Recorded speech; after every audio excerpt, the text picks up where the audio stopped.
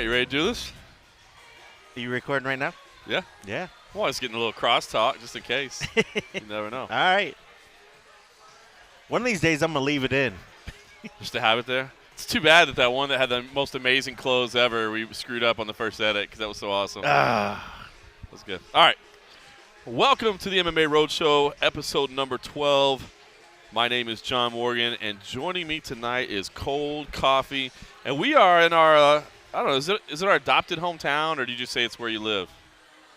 I guess, yeah, that's where you live now. I think it's reached a point. It took a couple years, but yeah, you're right. It is, of course, our adopted hometown, but yeah, it's home now. It's the birthplace of the MMA Roadshow. It is the birthplace of the MMA Roadshow. Las Vegas, Nevada. So that's what we're doing tonight. We have wrapped up a pretty epic 6-week run on the road. Normally I used to feel kind of guilty as we were starting this podcast out when we weren't on the road. I felt kind of bad because I'm like, hey, we're calling it the Roadshow. But I'm not going to lie. After 6 straight weeks, Australia, the Philippines, Brazil, New Orleans, Mexico, I'm ready to be home for a little bit. Dude, you deserve some home time. I know you got the young boy and you got the wife there. You know, I mean, it's you deserve it. You've earned it. I appreciate it. So, as you know, longtime listeners of the MMA Roadshow, when we are not on the road, we're setting up at Buffalo Wild Wings at Warm Springs and Durango, because that's home base really for the Morgan family. And that's where the MMA Roadshow takes place. But we've done something a little different. Normally we sneak out on the patio and grab ourselves a little fresh air. But summer is in full effect already in Las Vegas. It's 100 damn degrees outside. The sun is down, and it's still 100 damn degrees. We're in a heat advisory. One of those things. I don't know if you saw it, that it came out, the weather advisory from from a day or two ago until like this weekend. It's like, don't go outside. You know, don't do shit outside because it's fucking hot. The high is like 111, man. It's crazy. Unreal. So we decided, you know what we'll do is we'll just belly up to the bar up here and just throw on the headsets. We got Danny taking care of us here. You know, Danny's taking care of us. You can't beat that. And you know, we're going to get a strange look or two from people saying, why do these guys have headsets? After New Orleans, who cares at this point? Yeah, after New Orleans, as people were literally standing in our face asking us what the hell we were doing while we were trying to record. Maybe they thought it was performance art. You know, they thought, like, is this late night, New Orleans art? And I didn't really think of it at the time, but maybe that's what it was. It was like 5 o'clock in the morning. It was pretty late. You know, I guess we never really told the story of you almost getting in a fight after the last segment. We should tell, but yes. After the last segment, there was some drama. Let's just say that a gentleman, a local gentleman, New Orleans. He was very proud about how he was a local and we were tourists. He made sure to point that out. So this was after the final segment in New Orleans. We were done. We had just finished up at John Lafitte's blacksmith shop. We were done. We were done, and we were just standing there having a quick beer, about ready to head back to the hotel so we could get the edit done. The edit that didn't go so well originally because it was 6 o'clock in the morning and we were hammered trying to get. How many things done. times did you wake me up when I fell asleep editing that? Oh, that was funny, dude. You were literally falling asleep at the computer as you were editing. It was hilarious. But basically, this gentleman bumped into us on the sidewalk, basically went out of his way to shoulder as many of our group as possible as he walked by, and Angry Kenny just erupted and was like ready to throw down. And this dude took out a dog dog leash. Yeah, it was all of a sudden it came out of nowhere, like it was like his X-Men hidden power. It came out of nowhere, and it was like a 8-foot, looked like 8-foot, 10-foot leash with like the whole metal thing, and I thought he was going to try to start swinging at us. Yeah, he started swinging it around like it was some kind of like Mortal Kombat weapon or something. I don't know. And Kenny was just down to fight at that point. I think he was just did not care one bit at all. And I was like, dude, stop. Like, what if that? I mean, okay, I was drunk too, but I'm like, what if that thing like hits you in the eye or something? Right? You know, like, dude, all of a sudden you're blind in one eye. You got to wear an eye patch for the rest of your life just because. Might be prettier. I might be prettier. But no, cooler heads prevailed, and luckily you guys were there and cooled it down. And I don't know. It's not that I ever condone drunken fighting or whatever, but it was a little strange. The guy busts through our group purposely to check everybody. He's like, hey, I'm a local. That's how we do. I'm like, you don't do that. You're just being it was a dick. pretty rude. That's not it was being pretty local. rude. That's just being a dick, And it was pretty rude. But luckily, like I said, cooler heads prevailed. We got out of it, went home, and unnamed UFC executive, or whatever you were calling him that night. I forget what you had your name for. Oh, prominent UFC official. Prominent UFC official. Yes, not executive. I wouldn't say an executive was out hanging out with us or whatever. But that was an interesting night. So that was 2 weeks crazy. ago, and then last week was Mexico. You didn't make the trip down there. Justin Park actually made the trip with me down there. So we're both at home this week. We'll talk about Mexico City in just a little bit. Just kind of give everybody an update. I'm at home this week. Like you said, I'm getting some family time. You were going to be at home this week. And then we made a call last second, basically. It was last night. We're taping this on Thursday. I think you and I were talking on Wednesday night. You're actually in about, 10 hours from now. So by the time this podcast is online, you'll be in the air heading to St. Louis because basically there's some big announcements going down in St. Louis. In addition to Bellator 138, Steven Morocco's out there. There's some big announcements about their future. We've seen a couple different reports today. Liam McGeary versus Tito Ortiz for a light heavyweight belt might be one of those announcements, according to a couple of reports I've seen. There was also another report out there that there's a potential for them to announce details of a combination kickboxing / MMA event partnering with Glory. That's out there. I've heard rumors, and I'll just say that rumors. I don't have anything confirmed that maybe they're going to announce details of a tournament. So a lot of stuff going on in addition to Bellator 138. So truth be told, you got a pretty long day tomorrow. You're going to fly to St. Louis. There's going to be and I say tomorrow. We're taping this on Thursday night. It'll be today when it comes out, which is Friday. But Sure. You'll be on a plane to St. Louis, connecting through Dallas, I believe, or connecting. I think it is Dallas, yeah. Connecting somewhere. I put you on American Airlines, which made you grumpy because you might have some middle seats. But you're going to do that. And then I am a Delta boy, but yes. And then you're going to do this big announcement that's going to take place at the arena, and then, of course, you're going to have the whole fight night as well. So your first Bellator event, yeah? Yeah, and I'm kind of excited for that, And one of the things, like, we do this because we love what we're doing, do I, now that you actually put the number of the hours, kind of really slaps it in the face, because it's like, oh, well, it's actually 9 hours from now I'll be boarding a plane, and that's after the edit and it's after the whatever. But, yeah, I'm excited to go down there. I'm excited to see what the news is that they're gonna drop on us. And, I'm excited to see a Bellator fight. I mean, living in the UFC world and all that other kind of stuff, it's great to see how they do stuff. And then, I've been lucky enough to see, how Invicta did one of their fights, and then to actually get to go down there and now see how Bellator does. Yeah, I'm kind of excited to see. I think puts it all in perspective. You see the different organizations. It is interesting to see what they do right, what they do wrong, who does something better than others. Yeah, I mean, I think it's great, and I'm excited to go down there, and hopefully it's going to be some big news. Yeah. Let's talk about Mexico last week. I know you didn't go, but you did you go to the first Mexico City event? No, but I'm very jealous of this taco place I keep hearing about. Oh. Even the UFC staff, all their Instagram pictures, everybody was at this place. So apparently this place is top notch, and I need to make my way down there eventually. If Justin Park ever lets me get one of the Mexico City trips. We did damage. I should say I actually took a picture of my receipt from Friday night after the weigh-ins. We went to the taco shop one last time. So the podcast had already been produced. We went to the taco shop because they had really good internet. Like, we could actually upload stuff from there. We had videos to upload. The taco shop actually had better internet than our hotel, better Wi-Fi. That's ridiculous. And they had tacos. So it was myself, Justin Park, and Danny Austin, who's a reporter from Canada, who kind of tagged along with us as well. So we basically just started putting in work. And when we got the bill, there was 3 of us. I had to take a picture of the bill because we had 34 beers and 28 margaritas between the 3 of us. Wow. Yeah, I was pretty proud of that. So, we'll have to bring you back down there. I'm not going to lie, it sounded a little bit like that. That sounded about right. Yeah, it was not too bad. So the Mexico City event, we've always like to just revisit quickly what we did the past week because we do tape on Thursday nights.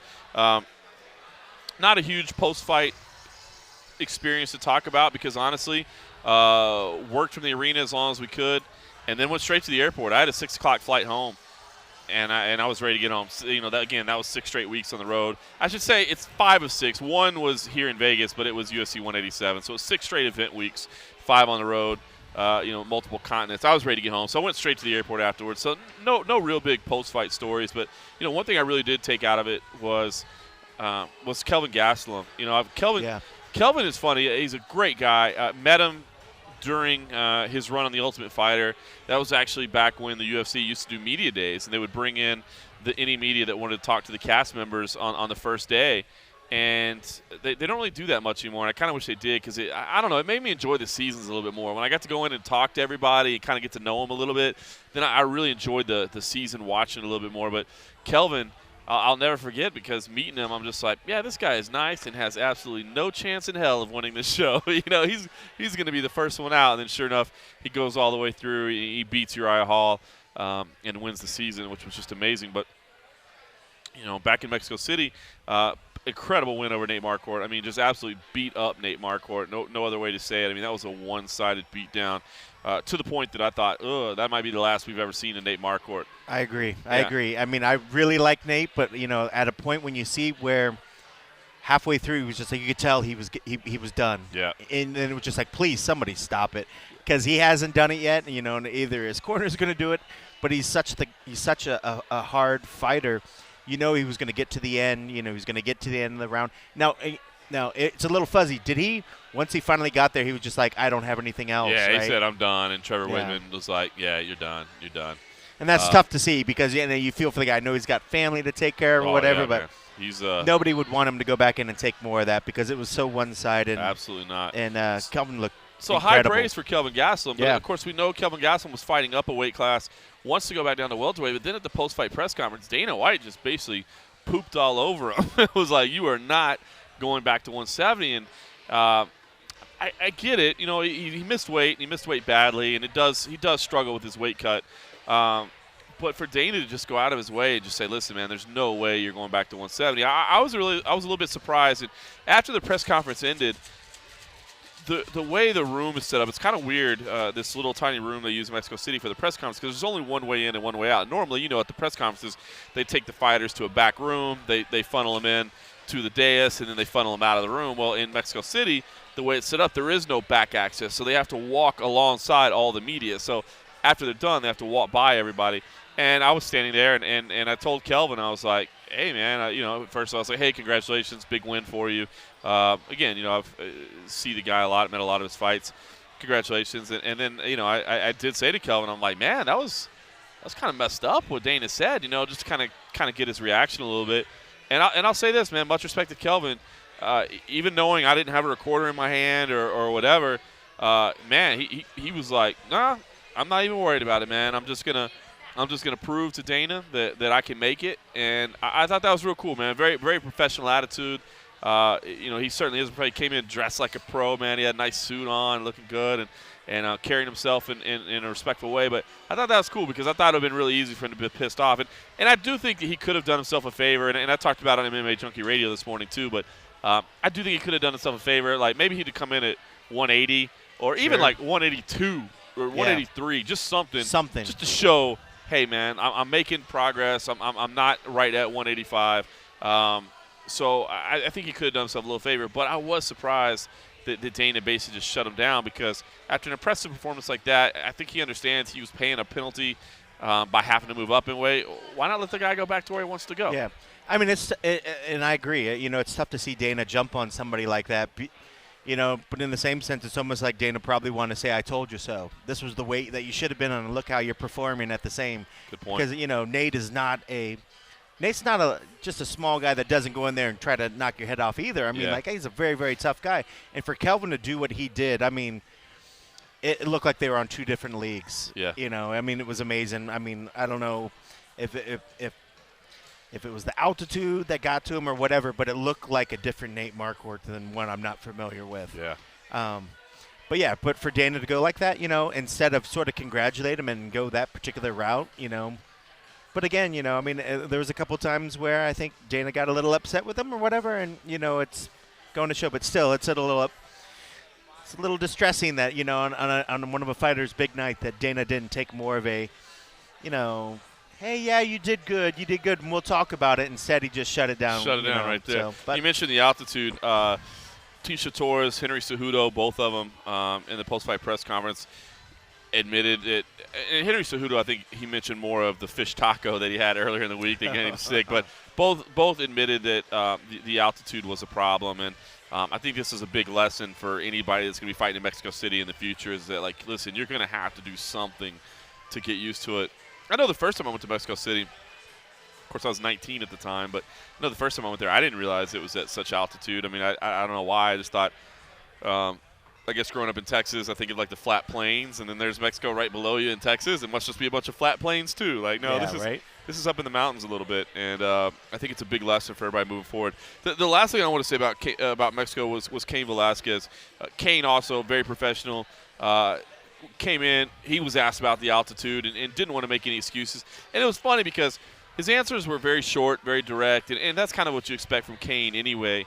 But I thought it was kind of cool, too, that you could take it as, man, this guy doesn't even want to be here. He doesn't want to talk because they're very short answers. But I just thought it was that he didn't want to take away anything from Fabricio Verdum. He got beat, and he wanted to be a pro about it, and he wanted to just, give all the credit where it was due and admit that he failed and not put any blame on anything else, just admit that he failed. So I know you weren't there, but, as a former UFC employee, I know you had behind-the-scenes access and that sort of thing. Now, Cain was out for a long time, too, so you didn't see a lot of him. But, I mean, I guess, what was your impression of his attitude that night and maybe any impressions you've had of Cain over your time seeing him behind the scenes? Again, and I agree with you. I think Cain's the consummate gentleman. He's always done whatever was asked from him.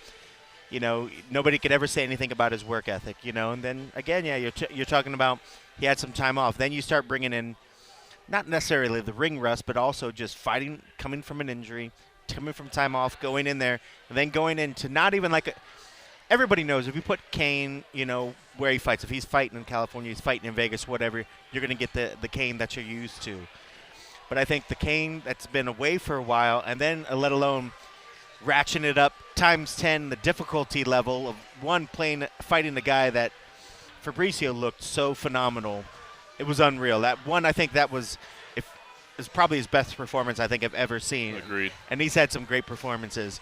So let alone going on against a guy that's, coming in with his absolute best game, but in a place where Cain looked slow in that first round, by the end of the first round. And I'd never seen that before. And so then I started questioning myself, is he really fully healed? Is it?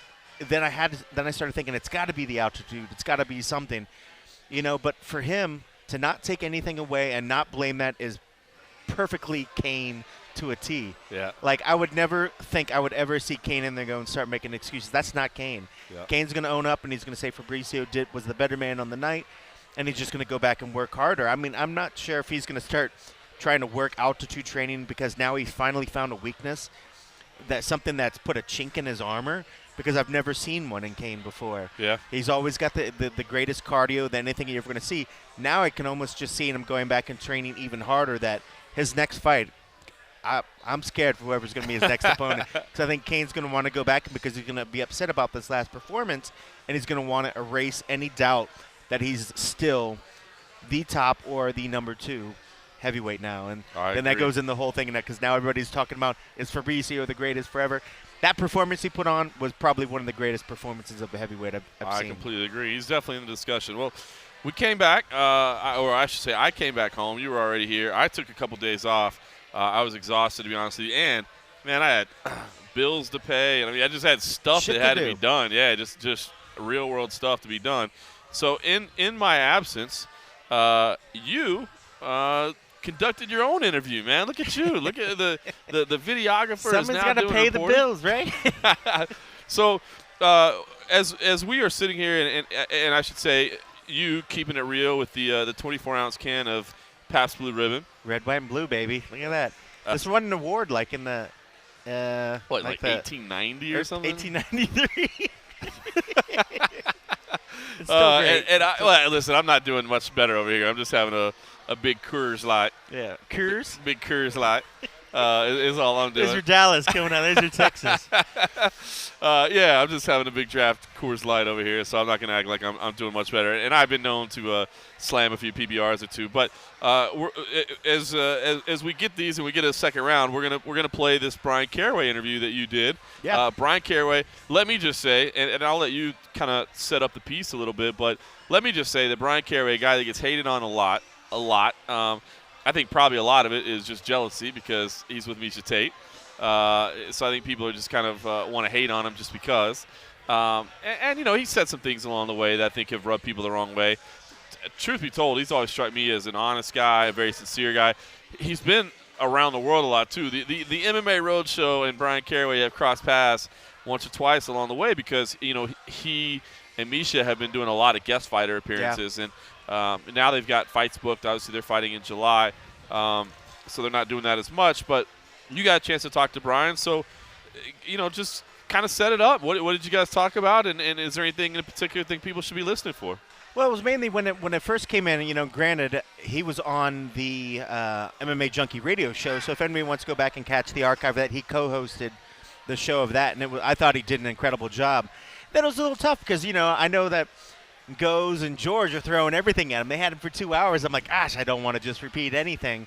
But there were a couple of things that I picked up on that I want to kind of talk a little bit about. And mainly it was about his lack of using social media. He just never really was big. There was a point where he had the beef with Ronda and the whatnot, and that caused a lot of strife. But, Miesha's been really working with him to try to get back out there because especially, in this day and age, fighters are using that to pretty much matchmake for themselves. So I talked with him a little bit about that. We talked a little bit about Miesha because they are fighting on the card together coming up. And then we just, kind of got his thoughts about his upcoming fight against Wineland. We talked a little about his past fight, and we just kind of left it at that. But it was great, listening to where he was in the radio show, and I thought the interview went great. But, I'm no John Morgan. There's probably times I'm better behind the camera. But, it came out good. I think it was a good interview, and I thought Bryan was in good sports. And I found out after the fact, after the thing done, that he loves barbecues. So I'm hoping that eventually we'll get him over and have some barbecue, do a little pool time, and maybe actually get him on the podcast. I know we've been trying to get him on out this here. week. We were texting him, and that's why we're using this audio. But yeah. So Bryan, if you're listening, so now I had to go to an interview because you didn't come on the podcast. So I'm glad. Before we set this up, you brought up one pet peeve I have, and I'm losing it since I live out here, kind of out west now in Vegas. But to me, a barbecue is barbecue. Like, I'm from Texas. If you're barbecuing, you're going to bring up whether you're barbecuing or whether I'm grilling? You're grilling out. You know what I mean? Like, you're grilling out. I'm not going to lie, though. I'm starting to lose that a little bit. That's being a barbecue elitist, but you are totally correct. You're totally correct, and I feel the same way. Grilling is more closer with the direct heat, where barbecue is a lot of time is the indirect heat. But people say you want to come over and have a barbecue, and it's like, but yeah, nah, nobody dog, says, hey, you want to come over and grill? It's like, no, we're like, what's that? See, I grew in Dallas, or at least I don't know if it's still that way, but for me it was always, you want to come over and grill out. Yeah, we'll really? Grill out, I guess we did say that too, but now it's like, you come over and get grilled. That's somebody just getting in your face about shit. Or you come over and barbecue, and they're like, oh, yeah, we're going to eat tasty, so what, are we going to slow roast treats. a brisket for 18 hours? I don't got that kind of time, Kenny. We don't got that time. All right, well, we are going to get another round of frosty beverages here, and as we do that, sit back and listen to Cold Coffee's interviewing. It's not the first time you've interviewed anybody because you do it on camera sometime, but the first time for the MMA Roadshow. So let's sit back and listen to Cold Coffee and Bryan Caraway.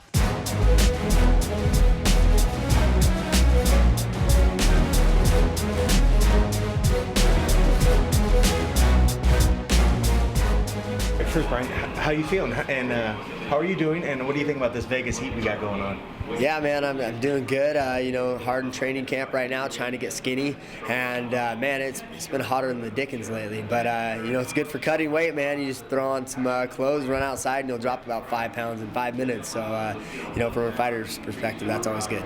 What has been the biggest sort of change since you've kind of came to Vegas? I mean, is it the heat? I mean, what really excited you about coming out here and made the decision that I wanted to come out here? First it wasn't my idea. It was actually Misha's. I didn't want to come out here at all. I miss the Northwest. I'm a country boy. And I love the mountains and the lakes. And she said, give it a chance. And what made me decide to come out here was actually Coach Robert Falls. I've known him for a long time. He used to coach up at Team Quest in Portland, and my neck of the woods. And I know he's a phenomenal mental coach. And I feel like that's what I need the next level. I don't, so much need more coaching. I've been around for 12 years as far as a skill set, but I need someone to sharpen the skills I have already, and someone to really get me dialed in mentally. And that was Coach Fallis. UFC's based out of here. LA's close by. So I said, I'll jump down there and try it out. And now that we've been here, I found, the Red Rocks and a bunch of cool hiking places. And, I learned to love Vegas. But the challenge definitely was obviously the Strip, having friends coming to town every single weekend. Like, hey, man, what's going on? Where's the hookup? Where's the pool party? And at first it was cool. Like, dude, we're gonna be super cool. We're gonna be the coolest friends. We're gonna show them all a good time. And then I'm like, dude, I don't even drink that much. My liver can't handle this. Like, I've gained 30 pounds. Like, we got to get away from here. There's too much good food here. I'm a fatty. So we moved out by the mountains, and we have to just basically cut some ties on some of that sometimes. Like, nah, we're out of town, or hey, man, we're busy in training camp. I'm sorry, man, we can't go out. And usually they understand that. I love it. And it's the same way for me. You try to save up money, and it's like everybody comes to town, you end up spending more money. Like, I don't have the money. I didn't save up for this. Yeah.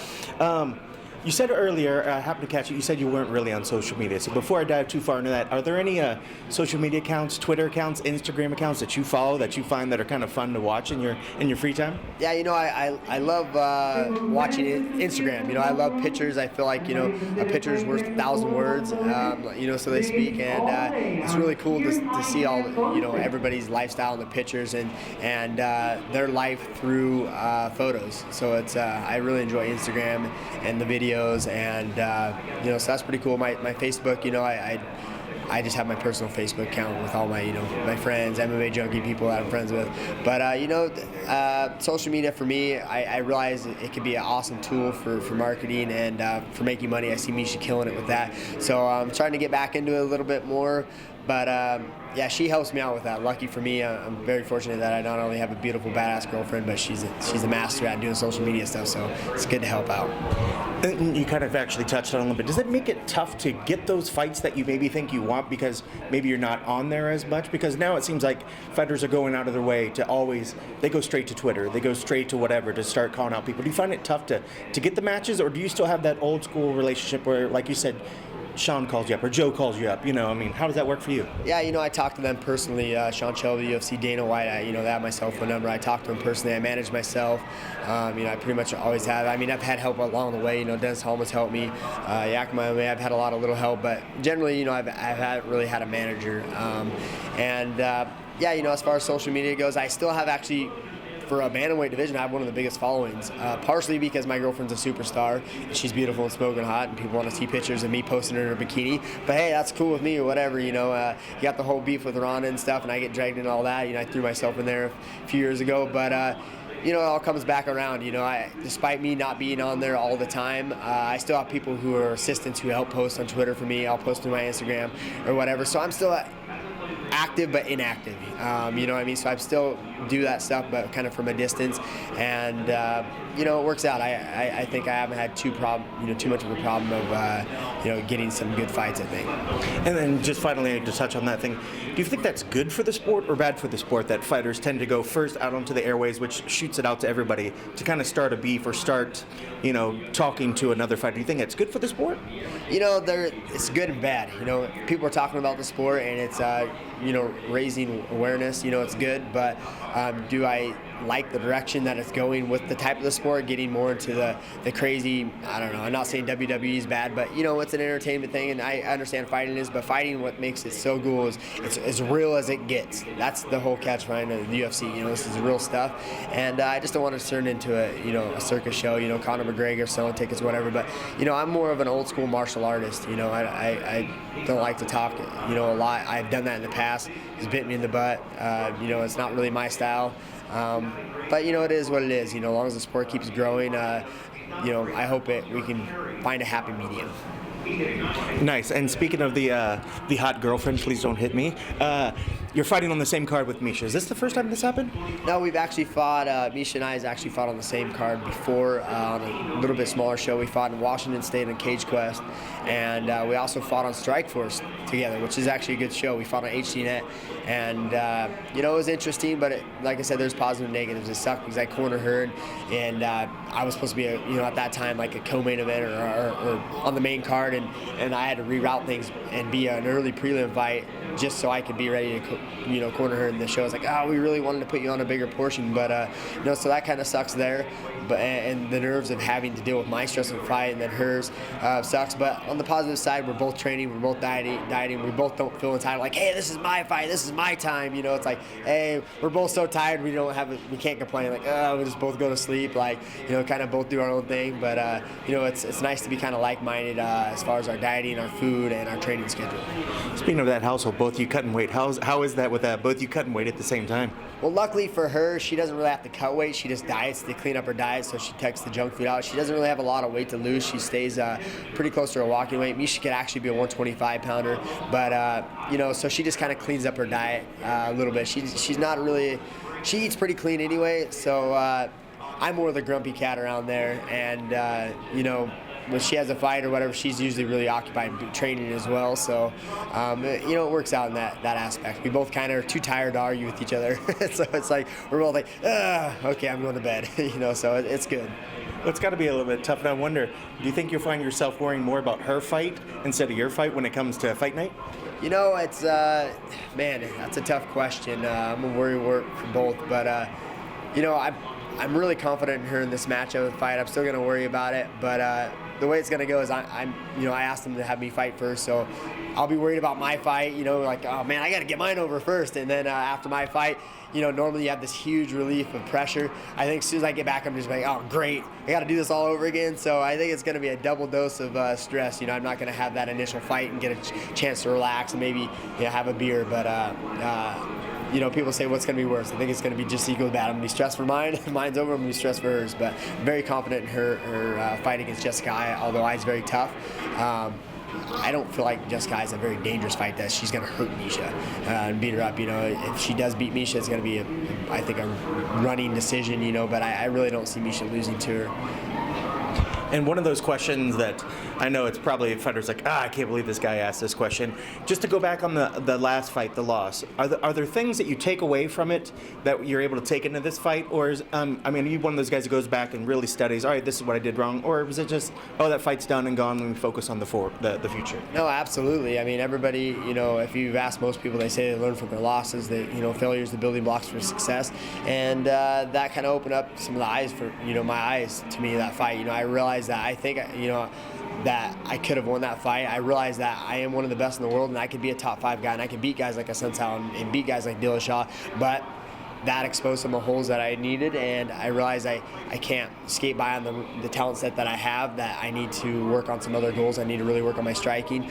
More so not the skill set, but more so repetitive timing, be in shape. I was dealing with some injuries in that, which I'll probably be taking into this fight. But I realized, after that fight, and that I need to address. I need to address the problems that we're having. I need to address my striking issues, whether it's conditioning, whether it's punching, whether it's drilling more. I haven't hit focus mitts and trained striking really probably for 6 or 7 years, unless we put on the gloves and we're fighting. My striking is we're fighting MMA, I'm going to fight you in practice.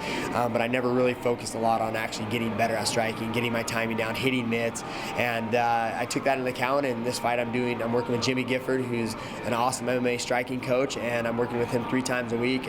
I'm doing a lot more shadow boxing, so trying to get my shoulders, my body conditioned to be able to throw down a little bit more.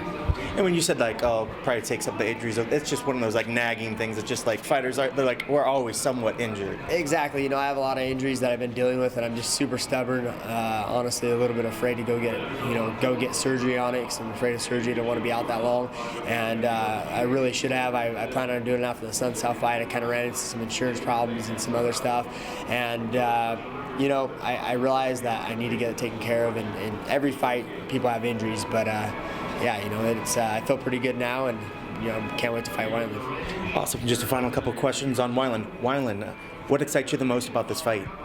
fighting Eddie Wineland is going to be a really fun fight because, he's a brawler. He's a scrapper. He can sprawl and brawls. He had wrestled, I believe, in high school, maybe even college, so he has a decent, wrestling background. He took Faber down. I think their first round he beat Faber. I think he actually even took him down. So the thing about him is I know Eddie Wineland is a fighter. You know what I mean? There's guys who are skilled and they're fighting the UFC and they're fighters. But there's guys who are a fighter and there's guys who is a fighter at their heart. Nick Diaz is a fighter at heart. I feel like Eddie Wineland is a fighter at his heart. I feel like he'll take a punch and he'll give a punch and he'll get in your face, and that's what I want. I don't think Wineland's gonna, run from me. I hope, Eddie, I hope you're out there. I hope you don't run from me. I hope you stand in my face and you try to KO me, and that's what I want. I think he's gonna bring the fight to me, and that's what I want. I want you to come forward and not back up and let's fight, man. Let's not run around and play games. How do you see your skill sets matching up? Where do you think you have the edge?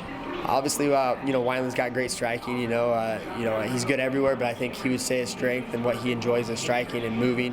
And obviously, my game's grappling. Wrestling, grappling. I feel like I have the advantage. If you just clearly see black and white, he's a sprawl brawler, moves a lot, good heavy punching, and I pressure the pace and get guys in scrambles, and I choke guys, and that's I think what's going to be the classic. Obviously striker versus wrestler, but obviously I'm going to be throwing punches back, and I'm going to be trying to knock him out, and he's going to probably maybe try to take me down or choke me if I'm in a bad position. But I think overall our game plans, overall, if you had to pick, it's going to be striker versus grappler wrestler.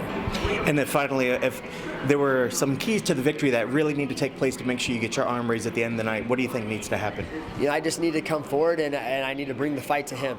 That's the main thing, is you have to dictate the pace of the fight. I have to bring the fight where I want it to be. So the whole point of the fight is I have to make sure that I'm putting the fight in my favor by pushing forward, pushing the pace, and dictating where it goes, whether we're striking or wrestling. I want to strike on my striking terms. I want to wrestle on my wrestling terms. If I want to grapple, that's going to be the key thing, is using some wrestling to bring the fight where I want to fight. I don't mind striking. I like striking, but it's got to be on my terms when I want to engage and disengage. So the key is just controlling the fight. Awesome. Thank you very much.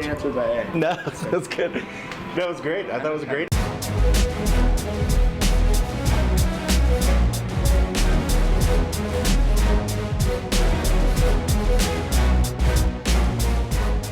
Welcome back to the MMA Roadshow. My name is John Morgan. Cold coffee sitting with me here at the bar at Buffalo Wild Wings at Warm Springs and Durango. Nice cold, frosty beverages in front of us. That was Bryan Caraway. Again, a guy that gets hated on sometimes, but overall, I've come to really like him. I think he's a pretty good dude, and it's going to be interesting to see what happens in July with both of them fighting on the same card. I know that he and Misha are kind of emotional support for each other. And with both of them fighting on the same night, it's kind of like, Sergio and Anthony Pettis fighting on the same night and things not going so well. So, and he did kind of allude to that fact that he's kind of a worrywart for him. Who wouldn't be a worrywart, knowing that your loved one's out there going to be scrapping? Like, I imagine, watching Sergio and watching his brother, they get kind of amped up. But let alone absolutely somebody that you're in a relationship. Wow, I give him props. Maybe that gets him more amped up. They're like, I'm going to get in there and get in the fight. And he, like he said in the interview, he asked specifically to be on an earlier fight so he can get it done with, be over with, so he could be there for. And kudos to them. And heck, the UFC's probably like, great, we can get one room, 2 fighters. This is awesome. Saving money. Look at you, dude. Saving Look money. at you. Subtle jab. All right, well, let's talk about it. So the multifaceted, multi-skilled cold coffee. Not only is he doing his own interviews now, let's talk about what else you're doing this week. I mean, this is the MMA Roadshow, but hey, man, it's partly about our lives a little bit, and you branched out a little bit and did some boxing this week. So you were working as a member of the media to cover the Premier Boxing Champions event. Adrian Broner versus Sean Porter is the main event. I've always said I like boxing. I enjoy boxing. Sure. I'll watch the big fights, of course. And, of course, I appreciate the technique and skill. I'm not the historian or the study on a daily basis of it the way I am with MMA. But Adrian Broner, of course, is a pretty polarizing guy, and I'm certainly well aware of what he brings to the table. But you were at both the open workouts, and the press conference. I've seen some of the video you shot. Yeah.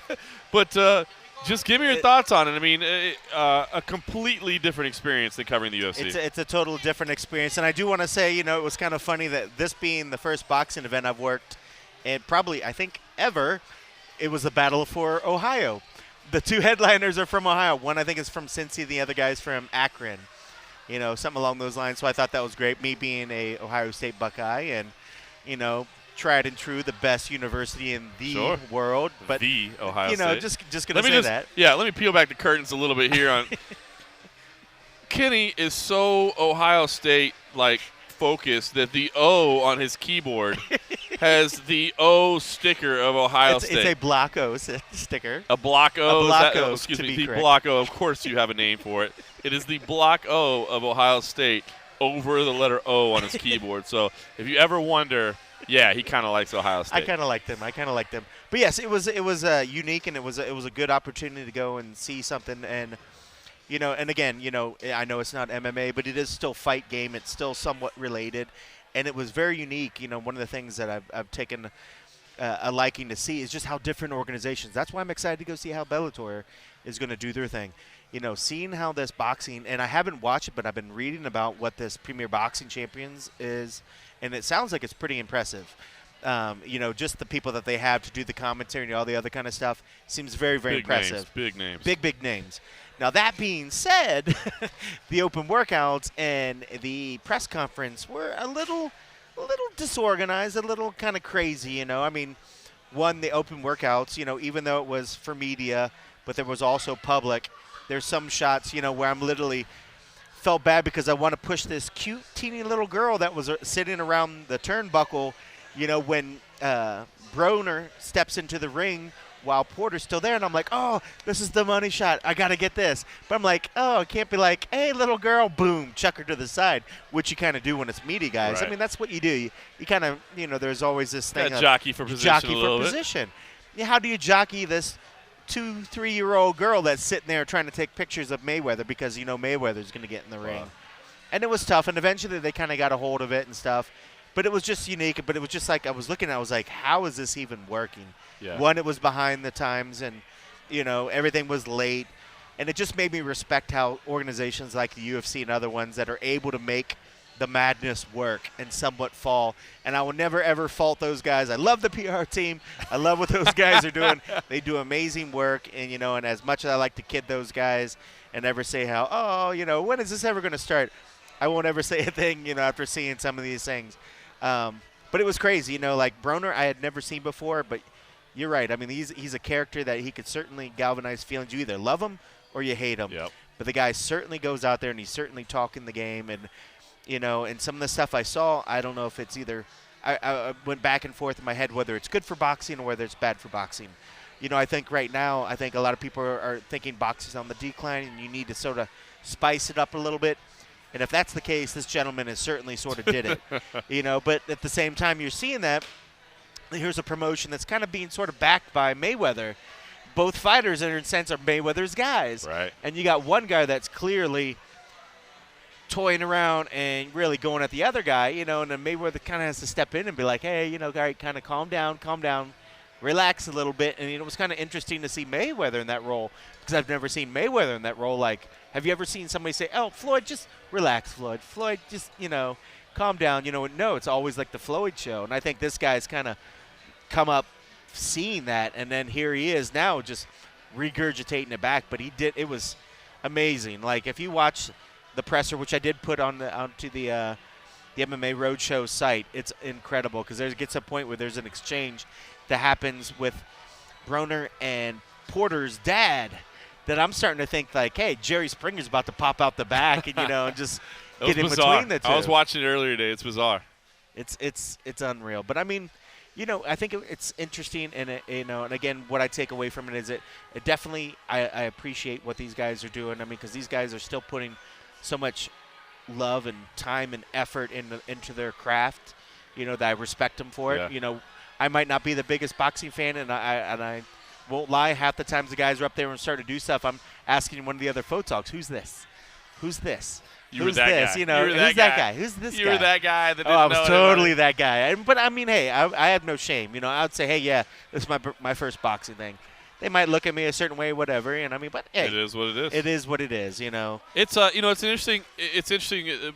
PBC is trying to do some big things, and obviously they've got boxing all over the place now. They're paying for the space. They're paying for the airtime. But, they've got it on NBC, they've got it on Spike, they've got it on CBS, they've got it in all these different places. So it is interesting to see what they're doing. A really interesting thing this weekend, too, that I just found out, I think today or yesterday, that if you buy a ticket, there's actually 2 shows this weekend. One is Saturday and one is Sunday. And if you buy a ticket, you get that same seat at both shows. So, I mean, you're getting 2 shows for the price of one, which is pretty cool. One thing you did say that I did want to ask you about is I know that this was your first boxing event. You've covered the MMA media for a while. Obviously, Kevin Iole gets treated pretty well by the UFC. He's been covering the UFC for a long time here in Las Vegas and gets treated pretty well by the UFC. But I think some people might not know in the MMA world is in boxing circles that man is royalty. He is, and funny enough story. Just to kind of, I think your reference when I was talking about this photographer who was kind of my. He was my guide, if you will, when I first got there, because I was kind of asking him, how do these sort of roll? What happens? The guy's going to come in here. Is this the main ring where they're going to work out? Do they normally run late? Blah, blah, blah, blah, blah. And he's like, yeah, it kind of goes. This is going to be the main one, and everything goes good. But then at some point, the riders usually show up, and then everything just goes and gets all crazy, and they start changing it for the riders. And I'm just like, that's weird. Why would they change it for the riders? I figured this is more visual because I don't remember hearing about any sort of scrums really or anything taking place. And at one point he's like, yeah, there's one of the riders right there, They always change it when he gets there. And I'm thinking like, who's this? I couldn't really see. The turnbuckle was in the way. And I kind of peer around, and sure enough, it was Kevin Iole. And he's like, oh, yeah, when he comes in, they'll usually change it around or whatever. And I'm thinking in my head, well, I'm like, hey, this could work for my favor. And I was like, well, funny enough, I know that guy. Let me. You say they changed it around to work with his schedule? I'm like, let me go see. So they ended up going over there and asking him, I'm like, all right, so, hey, what are you going to do? Who are you interviewing? Can I piggyback off you, And it was neat, And he actually, while I was chatting with him, Leonard Ellaby came over, and actually everybody came over. Watching people come over to him, you could really see that he had been in the boxing field for a while. And it was neat. Like, kudos to him. I think I think he's a great writer, and it was awesome to see the love that was being shown to him by all these people, and it was great. And he's been covering the sport for like 30 years, man. Oh, he comes up to me at one point. He's like, oh, this one guy came, and he's got here. Let me tell you his story. I think you should interview him. And he's telling me this story. Oh gosh, he was DeMarco, and he starts telling me a story about him. Blah blah blah blah blah. And then this Garcia cat. And he's telling me a story about how. Oh, he was living out of trash cans, yada, yada, blah, blah, blah, blah, blah. And I'm thinking, like, one, I'm like, Kevin, I don't even know who that is, And two, I'm like, I appreciate the story. And then I told him, I was like, but I don't know any of these guys. So, like, I could ask that one question, and then I have no follow-up besides, like, generic whatever. It's not like the MMA you ate bubble. out of trash cans, huh? So tell me on that trash can. All right. What did you look for first? Yeah. It's not like the MMA bubble that we've kind of been living in, where I've watched these guys now for years and years, But it was unique. I mean, and it was great to see Kevin get the respect that he deserves. And, yeah, man, he's like a boxing legend. I'm watching boxing legends come over to him saying, hey, Kevin, how are you? Blah, blah, blah. I'm like, pretty wild. That's impressive. And great job for Kevin. Kevin's been on this big weight loss kick and everything lately. He looks Guy's lost like 100 pounds, man. Phenomenal. He looks fucking great. Kevin, if you ever listen to this, I'm not sure. You might be busy doing all your boxing stuff. I think great job on what you're fucking doing, man. Inspirational. Inspiring. The dude's done well. Well, I want to say one more thing, and we've got a couple of interviews. I did an interview that I want to play in just a minute, but I want to say one thing. One bit of breaking news, and we are recording this on Thursday night, but one thing that I woke up to this morning actually was an email from the Brazilian Athletic Commission that Rony Jason had tested positive for a diuretic in his fight in Guyana. Obviously, this was along that 6-week stretch that the MMA Roadshow had been kind of nutty, but ended up being stranded in an airport with Damon Jackson, Rony Jason's opponent, for a while. And if you've been listening to this podcast, we got Damon to stop by just because it was an interesting experience. And, of course, his dad was in town. His wife came in town. He had his he left his 3 daughters at home, and his wife flew down. His sister was there. I mean, just a hugely important night for Damon Jackson. And then Rony Jason was able to submit him in very impressive fashion, just showed incredible jiu-jitsu. But then test positive. Now, I will say Rony Jason has outright said, listen, I did not take anything. I did not take any kind of banned substance. I'm going to fight this. So we'll say it's I'll say alleged at this point. Maybe he'll prove that he didn't take anything. And I'm not trying to throw accusations, but I don't know. It just struck me more, I guess, this time. It's not the first pop test I've seen. Obviously, I've covered a lot of them. But that 1 week was pretty wild simply because I did spend so much time around Damon, watching the guy cut weight in an airport lounge, and then post-fight, happened to running into his wife and just seeing how sad and upset she was, and knowing that, just it really humanized the whole experience for me anyway. And we talked about it before, that, it just made the whole thing more emotional when you see up front and close, what people putting on the line, what it costs, what it does to relationships and to families and to all those things. And then to have Honey Jason test positive. Now, again, I'll say alleged. Maybe it'll turn out that it didn't happen. But it really does change the context of PED use and diuretic use and whatever, and all these things that are essentially cheating. I mean, when you've been that close, whether you meant to or not, to watching the guy on the other side of it and knowing that this guy may have cheated, I don't know. It really I was laying in bed, actually. The first thing I do in the morning, I'm terrible. I pick up my phone and what emails did I miss? What text did I miss? Sure. That's the first thing I do before I do anything else. And that was the first thing I saw. And I don't know. It just struck me in a little bit different fashion than it normally does. It's weird when you see it up close and you know what the person on the other side of the equation kind of lost. And I agree, and it's tough to not get attached to these guys, because you can't help but feel for them.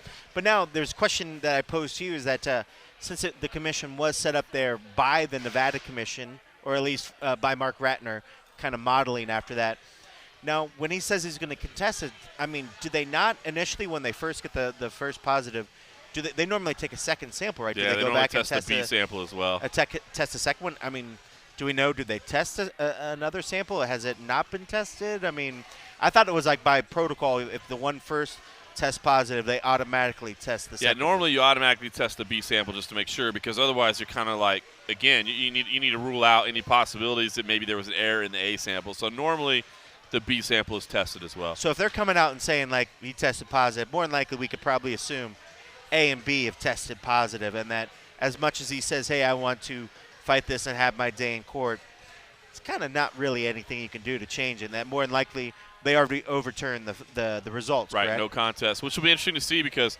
Damon Jackson, 0-2 in the UFC, took the first one on short notice, fought up a weight class because he was taking it on short notice. This was a full camp, but was probably due to be cut. You go 0-2 in the UFC, you get cut. Now, does he get a reprieve? I don't know. I would think so. I would hope so. I mean, I know that there's no clear sort of procedure, I guess, when this sort of things, and maybe that's one of the things that hopefully eventually sort of works out, where you can almost guarantee, oh, well, this guy tests positive, oh, well, they're going to overturn, they're going to give this guy maybe his one win money. I mean, I know that stuff hasn't hashed out, and I'm sure it's on a clear basis now. Honey won a bonus. Yeah, $50,000. So what happens with that? $50,000 just disappears for some reason, which I think kind of sucks. I'll be honest with you. Like, I would love to see him.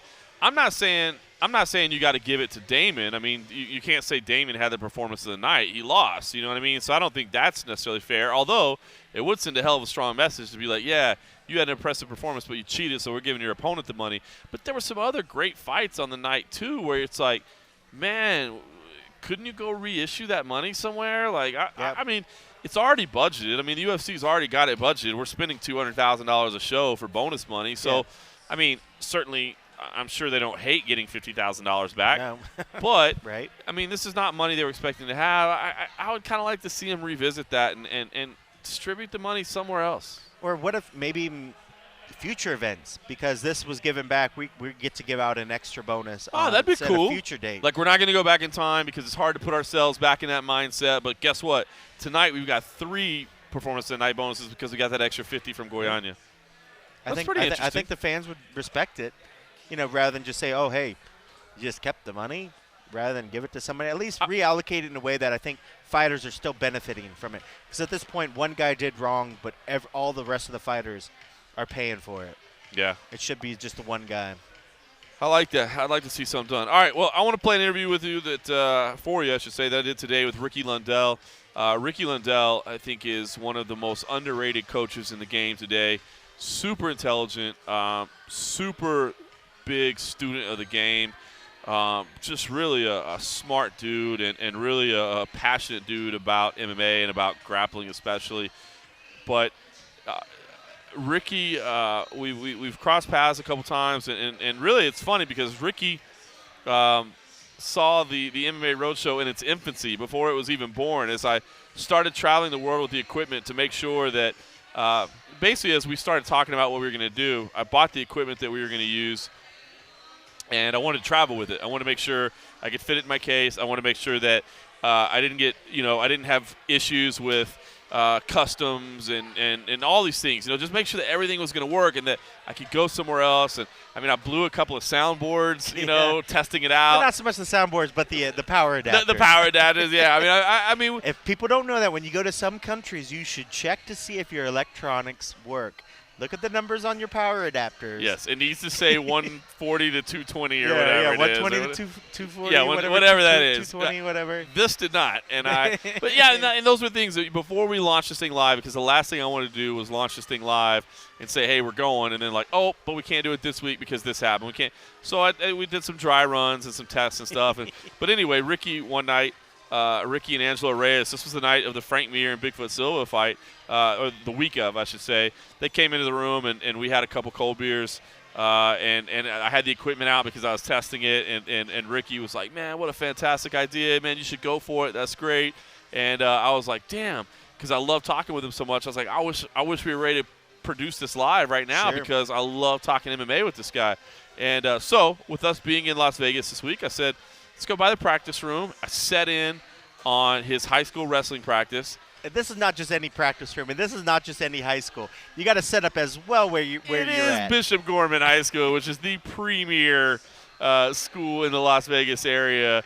Obviously, this was the former school of Lorenzo Fertitta, the former school of Dana White as well.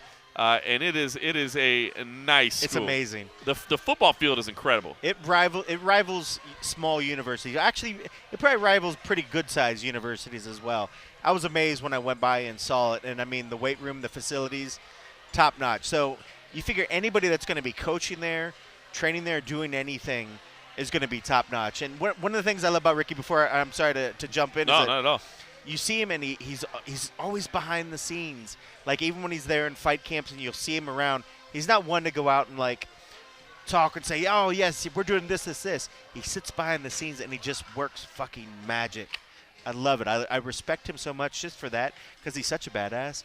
But he's not a braggart about it by any means. This guy, he graduated college when he was 18. Wow. He has I had no idea. World championship grappling medals. He as an athlete himself, he was a world champion, gold medalist. Has done extensive research. He kind of shared this with me. Guess it was off record. Sorry, Ricky. But he. Kind of making an off-record-ish comment. Yeah. Sorry, bro. You knew I was recording a podcast. But talked about the amount of research that they do on their opponents and how he builds data around opponents and how they prepare. Well, that makes sense. I think a lot of places do that. I think any place that's a top-notch place. Yeah. He's not like the Patriots, and recording their on-field stuff. Right. But, it's not cheating about it, but the amount of energy and effort. He was explaining it to me today. And I guess it's not really saying that, hey, listen, he has a system that he's not going to talk about. I'm not going to reveal the details of his system. Sure. But listening to the details of his system and the way that he puts in research, it was just like, wow. And it's funny that you mentioned the Patriots because we talked about the Patriots. He's like, how do not cheating, but right. How they achieve their greatness, and so much of it is through systems that they have in place sure. and the way they execute and the way they do things, and just an impressive guy. So anyway, if you don't know who Ricky Lundell is, if you've ever seen the blue shirt with the G on it, that's Bishop Gorman, and he basically looks like he's a high school kid. Like he just got out of high school last year, and he's and I would not go up to him and say that to him. Well, we joked about it a little bit, so he was all right. So I had a chance to talk to Ricky Lundell. I think this is going to be the first of many appearances for Ricky. Kept it brief because this was in between practices. I caught him after his high school wrestling practice and before Frank Mir was doing his practice. The Countdown crew was actually there, so they were kind of waiting on me to finish doing my interviews. So I was like, let's keep this short so that these guys that are filming for the upcoming Countdown show for the Todd Duffy fight. I enjoyed the pictures that you were putting on the MMA Roadshow Instagram account, which you all should follow. I thought it was nice. You were showing a little bit of the facilities, and I liked the one where you're showing the girl beasting out on the dudes. Oh man, this girl, I don't know what her name was. I think they said it was Allison. I may have heard that right, but this girl was just schooling dudes, dude. Just throwing it. And there's no women's wrestling division in Nevada, so she wrestles dudes. And she finished 4th in state. And I think if anything else, that's the awareness that needs to happen. Like, I think the women are probably more than fine wrestling dudes because when they destroy the dudes, it's like that much better. But I mean, hey, if it brings awareness and like, hey, let the women have, if the girls want to have a league, make a fucking division. Let them go at it. Because I'm sure there's more than they think because most of the girls like, I don't want to go in there and wrestle a guy. Yeah. But if they're like, hey, I can go in there and wrestle girls, I guarantee girls will be lining up to join wrestling. Be cool, man. It'd be cool. I really, as weird as it sounds, I hope this girl fights someday. Like, I want to see her fight. Like, I walked in the door. It was funny because practice was just starting, like literally just starting. They'd only been going for like 10 minutes. But I was just watching this girl like walk around, the way she was carrying herself, and like she was the first to do everything. She was like, I was like, Ricky, that chick's a badass, isn't she? And he was like, dude, and that's when he told me the whole story. Like, she wrestles guys. She finished 4th in state. I'm like, that's awesome. Yeah, you could just 4th tell. in state is no joke. Yeah, from a girl wrestling that's against guys. badass. Pretty amazing. So anyway, while we I'm get looking ourselves forward to this. I know, right? It was incredible, man. So as we get another round of beverages here at Buffalo Wild Wings at Warm Springs and Durango, let's sit back and relax and listen to Ricky Lundell, who is always complimentary of my radio voice, but I think he's got an even better radio voice. This dude, on top of everything else, this dude has like an incredible – he's got the dulcet tones. What a fucking stud. All right, we're going to get us a frosty beverage. Hopefully you enjoy it.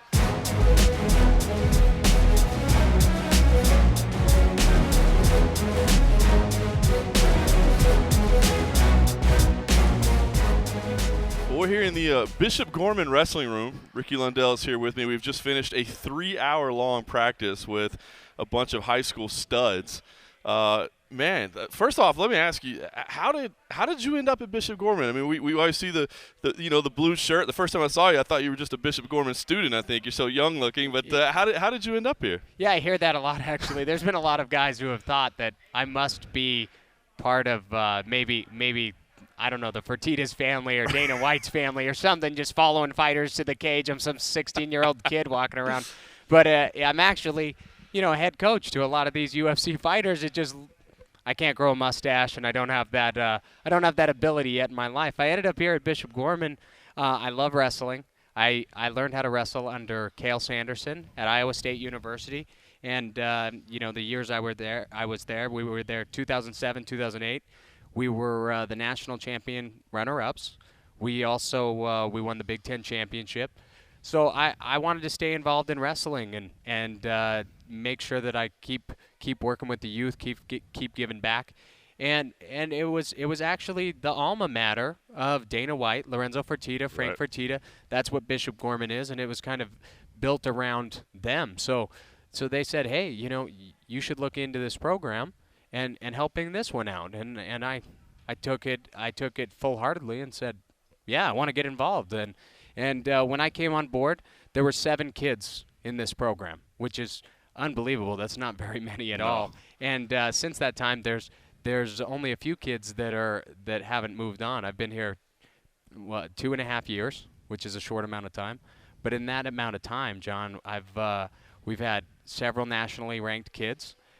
We've sent kids to college now, which is pretty amazing for our program, and we actually have a woman who's ranked nationally. So all in all, a stud of a woman, I might say. A stud of a woman, and then through the vine, I mean, we've had the likes of the greatest fighters in the world training out of here. I mean, we've had in this room, we've had John Jones, Carlos Condit, Travis Brown, Frank Mir. I mean, and the list goes on and on from there. I mean, guys like Phil Davis coming in, or people from all over the world when they come in to train with me. I bring them to Bishop Gorman, and it would surprise a lot of people to believe, but they train with a lot of these high school kids because they're at that level. They're just incredible. That's amazing. You know, it's funny. I took a picture of your board that's sitting over there earlier just because I was amazed. I mean, this looks like a week's worth of activities. I mean, this is basically a practice all lined up there. And I shared that on my Instagram. By the way, I should share a little bit. I'm on Instagram because of Ricky Lundell. He's the one that basically forced me to. And I should say, you saw the podcast in its infancy before it was even born. We were traveling with the equipment, trying to play around with it a little bit. So I'm glad that we could come full circle and do this thing for real. Oh, I'm so excited that you rock this, John, because you've really picked this thing up and you've made big waves with this podcast. And anybody who's listening, I mean, you travel the world, you're with the best of the best all the time, and I feel like you give the most cutting edge information out there. So your listeners are very lucky to be with you. I appreciate that, brother. I appreciate that. So your board is incredible. Now you were telling me I got to sit here and watch this whole thing. I mean, no joke. The warm up, I was like, that's a full workout for a lot of people, and they were just beginning the grind. And you said this is the same type of program that you put your professionals through. And I think the thing that you said that was really cool was building athleticism. That everything is built around increasing, whether it be a high school kid or professional fighters, increasing their athleticism. So talk to me about that philosophy. Yeah, John, there's a huge problem inside the sport with people already believing they're at the pinnacle, they're already at the peak of their athleticism. And the truth is that no matter your level, you can improve. You can get better. And it's not hard to see that. If you just watch the Olympics, you can see such incredible athletes in all different fields, and you could say, wow, I could probably improve a little bit in this area or that area, right? So my whole system is built around no matter your level. If you're at the baseline, the beginning, which I'll tell you right now, when I first walked in here, I had 7 kids. Several of them could not even hold a handstand for 15 seconds. Now they're nationally ranked in a wrestling program, going off to college. So I know that the program builds athletes. It builds them up. And at the same time, the way that it's set up, it's built so that if you can do one part of it, the level only increases from there. And then so you take somebody who's just as athletic as John Jones or a Frank Mir or something like that, that warm-up pushes them like nothing else I've ever seen. I've taken guys to the best strength and conditioning guys in the world.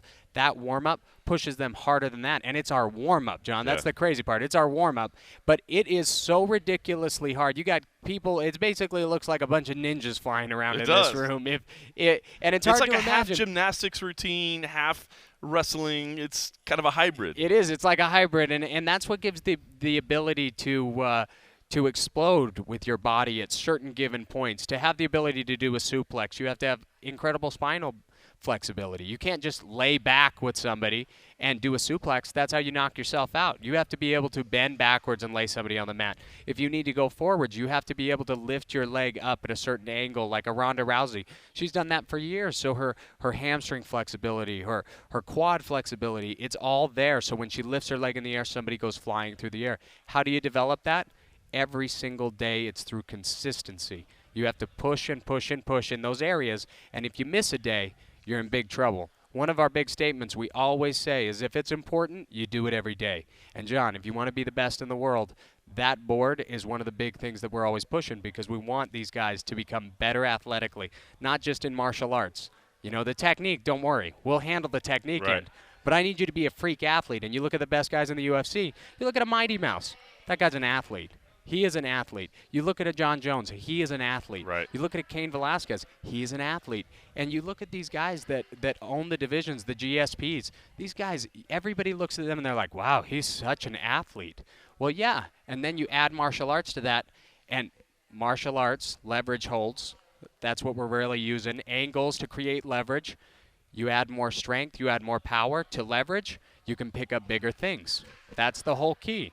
So what do you got to do? Build athleticism. I tweeted earlier, too, while I was watching it. You're a mad scientist, man. It's like it's awesome because I think people, hopefully they're listening to this, see that, not only do you have an incredible martial arts background between wrestling and grappling, I think probably a lot of people even in the sport don't understand where you've been, what you've done, what you've accomplished as an athlete in your own right. But you're also putting a lot of really like mental side approach to things and doing it. And then the other thing is you're super hands-on. And I'm just curious, I mean, is that the way you work with everybody? Because watching you today, I've been to a lot of practices, I've been to a lot of gyms, and I've seen a lot of coaches. And not that there's anything wrong, everybody's got their own style, but I think you're probably one of the most hands-on guys I've ever seen. Yeah, I've always been very hands-on with every single person that I coach, from Joe Lozon to Frank Mir. It doesn't matter who it is.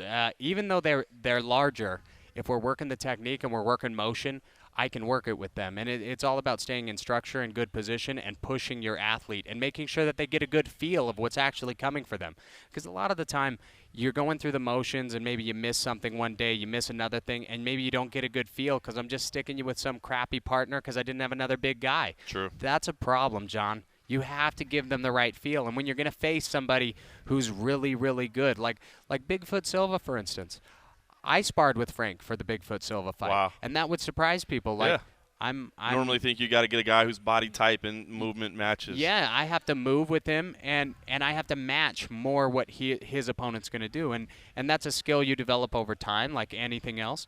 And you start to mimic others and make sure that your fighter gets better at feeling that feel. You know, Carlos Condit came out here. We worked for Thiago Alves. I mimicked Thiago Alves. Now, Carlos Condit, he's a lot larger than me. Same kind of thing, but very hands-on from start to finish. We made sure he was moving from start to finish. But see, I could see you mimicking a Thiago Alves. I mean, how tall, what's your size do you walk around? I'm 5'9". That's what I thought. I mean, 5'9", about 158 pounds. So, I mean, Thiago's not a huge welterweight, so I could see you mimicking him a little bit. But a Bigfoot Silva, I would be worried that Frank would get a bad feel. Not the case. Not the case at all. I mean, his results played out in the fight.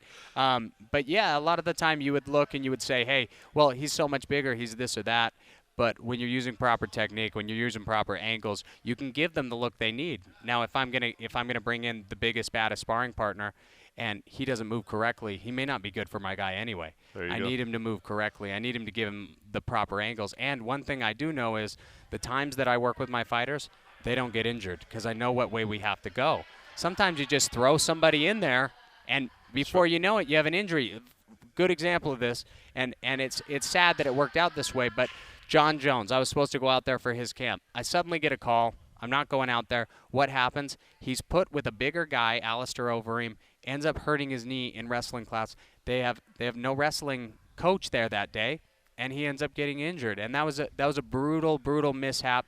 Millions of dollars lost for everybody on the line. Super sad that it went out that way, and that happens all the time all over our sport, you know. And as long as you know that you're moving correctly with your athlete, the odds are he's not going to get injured. Yeah, you've been kind of I won't say like a role coach, you know, for a lot of fighters, but you're starting to take on a bigger role now, head coaching. Obviously, Frank Mir, we've seen the results that you and Angela Reyes had with Frank Mir already. Anna Hulatan is here. I know you're working with her as well. How is this growing? How are you deciding? How much can you take on? I mean, you've got a job here with Bishop Gorman as well. So how is this transition working for you?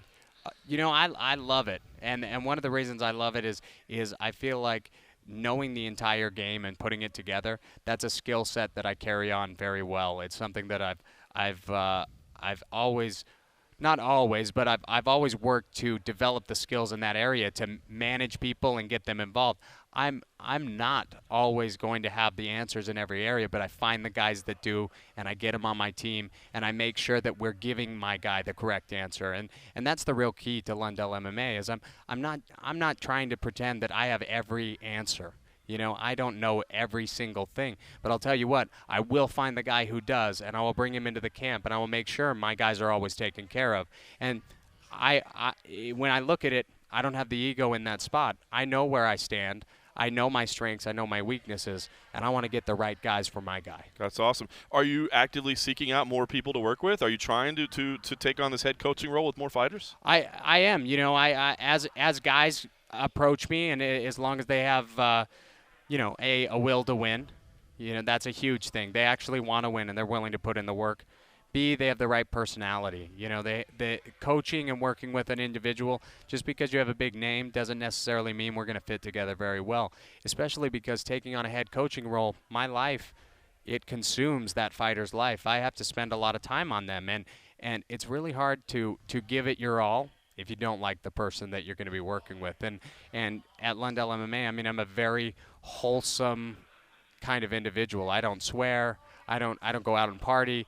And I grew up that way. You know, that was my parenting and how it kind of came up through my life. So even inside a camp, you heard my music today. It's like, I mean, people would be surprised by it. It's very like hip-hoppy, fun. It's not what you'd hear in a regular gym, but the music isn't where the work's being done, you know, and you don't have to get crazy and swear and go party to be a tough guy. We're looking for athletes that can think logically and they can get in there and they can think tactically and win fights. And that's the goal. That's how you become a champion in this sport. Well, I'll tell you, I mean, I'm just sitting here blowing you up, but I had fun watching what I saw today. But I thought your motivation was fantastic. It's hilarious. You know, you're trying to get people to do extra reps. You're like, hey, these are extra. You don't have to do these. If you want to sit it out, feel free, man. But if you're a champion, I mean, these are for the champions here, you know. And everybody's like, damn That's it. Right. John, all right. I try to consistently tell everybody being a champion is not a mandatory thing. It's not mandatory. So if you want to do it, John, we can do it. But if you don't want to do it, no big deal. Don't make me force you into being awesome. You know? Don't make me force you into being the man and living an awesome life. You said if you don't want to be big and strong and walking around looking all good, you don't have to. You don't have to. I'm happy to take a step back and just let you be who you want to be.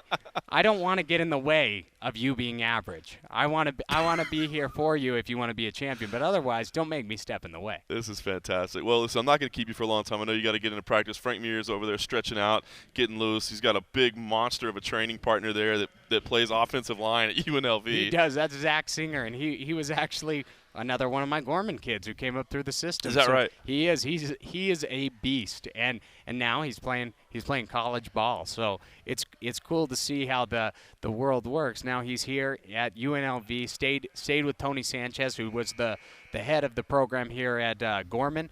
Moved on over to UNLV. Singer followed in there, and now he trains in mixed martial arts with the biggest guys in the sport. I mean, he's been a training partner to Travis Brown, Frank Mir, obviously. I mean, Singer was Travis Brown's training partner when we were going after Barnett. So you have a 19-year-old kid, but this isn't your ordinary 19-year-old. No. I mean, this is a kid who reps like 600 pounds, no problem in everything he does. Full back bends, full neck arches. I mean, this is the real deal. And for the listeners out there that are here, and until you see him, it's hard to imagine how monstrous this young man is. That's incredible. Well, give us a little tease on Frank Mir. Obviously, he's got a big fight coming up. Todd Duffy, big, strong cat, you know, very powerful. Man, we've seen the resurgence of Frank Mir. We saw it in the last time out. Is that continuing? What are we going to see from Frank? Frank's making huge gains. I mean, watching his body improve. He was at a place before where honestly, over the course of years, you know, he had been beaten up so much that there's a lot of scar tissue built up. His body wasn't moving the right way. I mean, we weren't able to functionally train. We took that year off, and we had a lot of rehab work to do. So we took that time. We started rehabbing. We started getting everything in motion.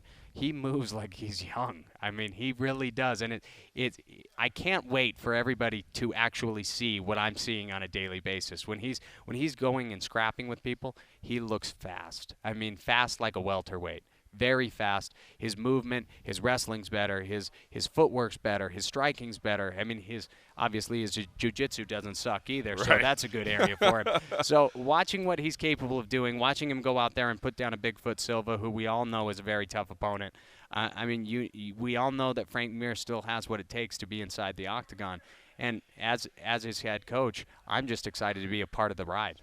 That's awesome, man. Well, I will let you guys get to work. I know the mad scientist has got to get back to the lab here.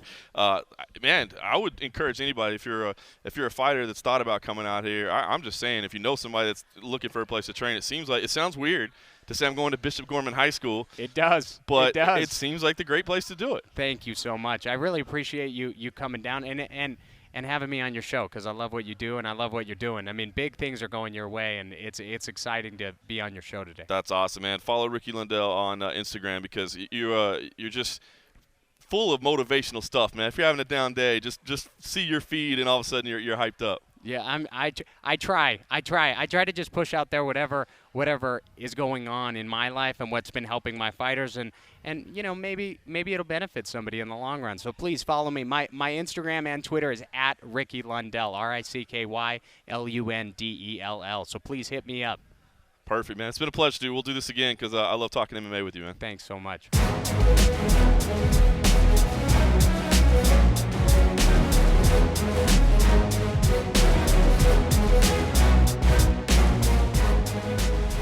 Welcome back to the MMA Roadshow. My name is John Morgan. Cold coffee sitting with me. Buffalo Wild Wings, Warm Springs, and Durango here in Las Vegas. This is where we like to call home when we're in Sin City and not on the road, which we've been on the road a lot lately, but we're going to enjoy a little home time. So that was Ricky Lundell. Filmed that earlier this afternoon. Or filmed it. Well, I taped it. Whatever. You know what I mean. The frosty beverages are enjoying themselves at this point. Let's talk about this weekend. You and I. Well, I say you and I are going to be sitting at home. You're not. You're going on the road. Half the MMA Roadshow is going on the road. You're going tomorrow morning, as we talked about earlier. You're going to Bellator 138. Kimbo Slice, Ken Shamrock in the main event. It's a freak show. There's no other way around it. But it's a freak show that I'll definitely be watching, and there's some other decent fights on the card. This was late notice, so I know you haven't had a lot of time to think about it. I mean, we didn't decide to send you this thing till last night, so I guess just what are your thoughts? I mean, literally you're going to be getting on the plane, and as we record this right now, your flight leaves in 9 hours. Is it even that long?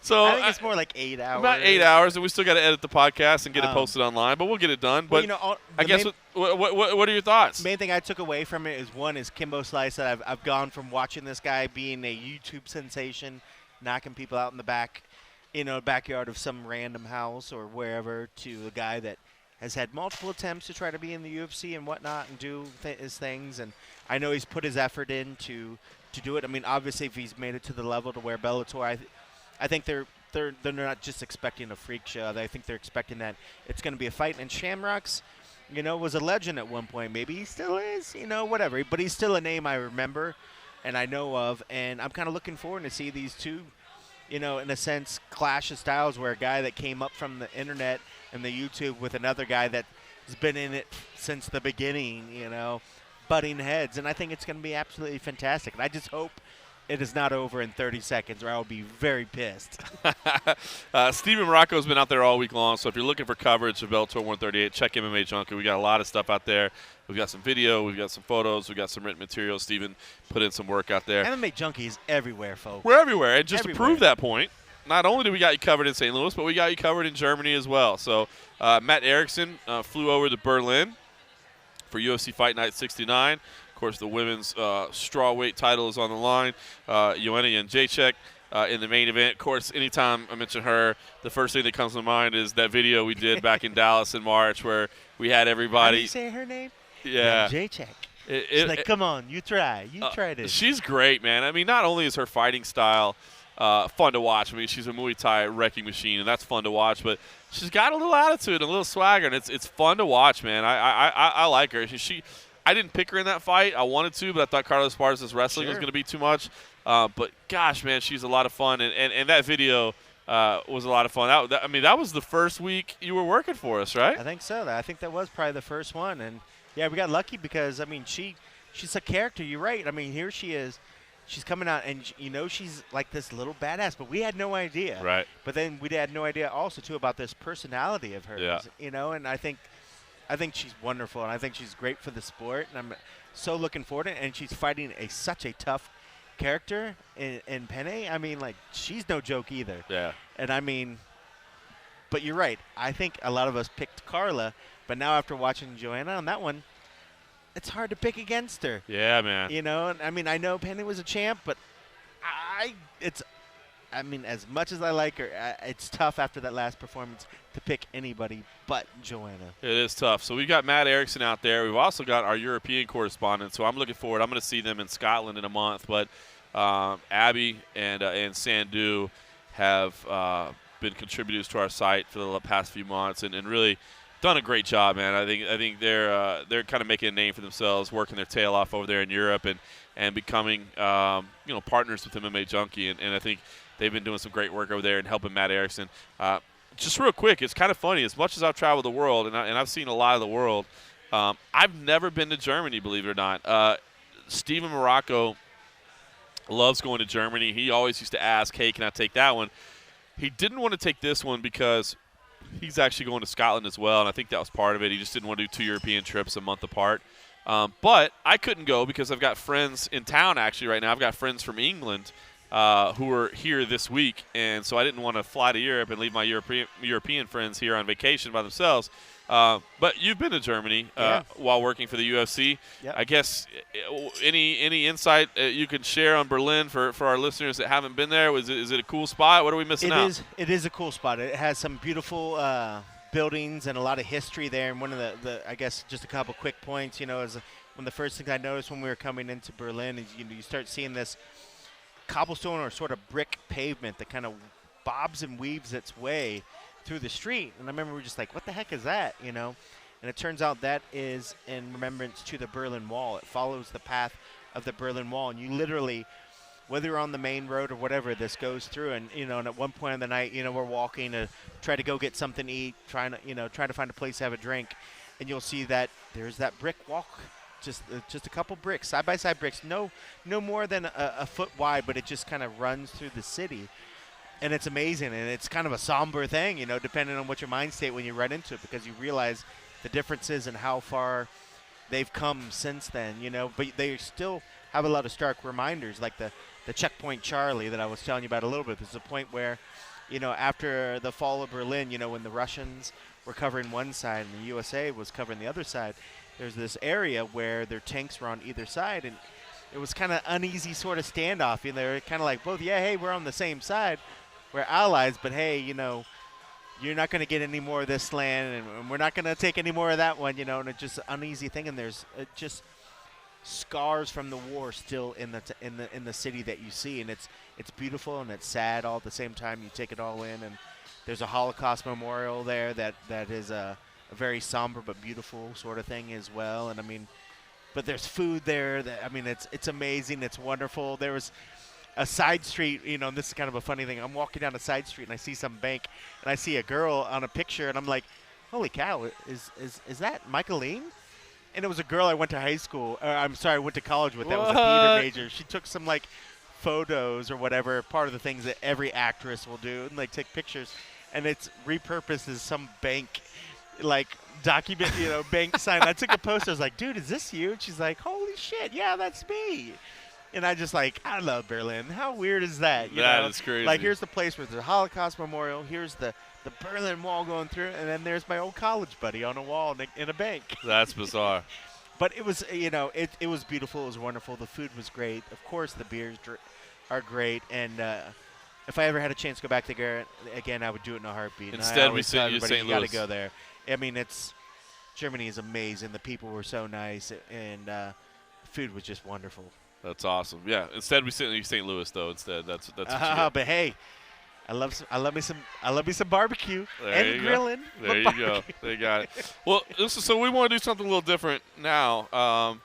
Kind of to honor a little bit and some respect of our guys over there in Europe. Yep. Sandhu, Chamatkar Sandhu. Just goes by his last name, Sandhu. It's actually much Chamatkar. Yeah. The way he says is Chamatkar. But yeah, he just has everybody call him Sandhu, and you can follow him at Sandhu MMA if you haven't seen some of his work already. But he did a fantastic sit-down interview with Alexander Gustafsson, talking about kind of what's happened up to this point. The Anthony Johnson loss, which was huge, and now getting a title fight in light of everything that's been going on. And Alex talks about the fact that he was so down after that loss, man. He actually thought about giving up the sport and just being done with fighting. I think, kind of battling a little bit of depression or whatever. So anyway, it's a great sit-down interview. The video will be on MMAJunkie.com as well. But if you don't have a chance to listen to it, I thought, hey, let's include this audio in the podcast and bring a little bit of the road. Yeah, we're not on the road, but we got some of our buddies on the road, and good guys. Really need to know both these guys. It's funny, those two guys and me, we started splitting apartments on the road. Airbnb, an apartment or a house or something like that, just so you you have a little bit of personal interaction, man. You're not stuck going to your hotel room and not having anybody around, especially when you're traveling away from home. So gotten to know those guys pretty well over the past few months and even years. And they're doing some fantastic work for MMA Junkie, which is really exciting to see. So we thought, hey, let's let you hear this interview. Let's play this interview, get caught up with Alex, and see Sandhu at work. So as we get ready to close things up here, we'll tell you a little bit about what's going on. We'll have another round of frosty beverages, and we'll let you sit back and listen to this interview. And hopefully you've seen this work before. If you haven't, if it's something new, I hope you like it. And hope you like the update on Alexander Gustafsson.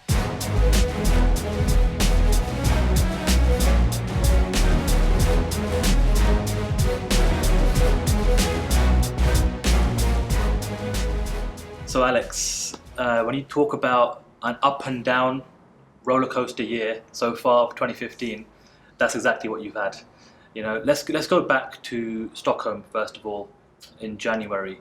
Obviously, a low moment in your career.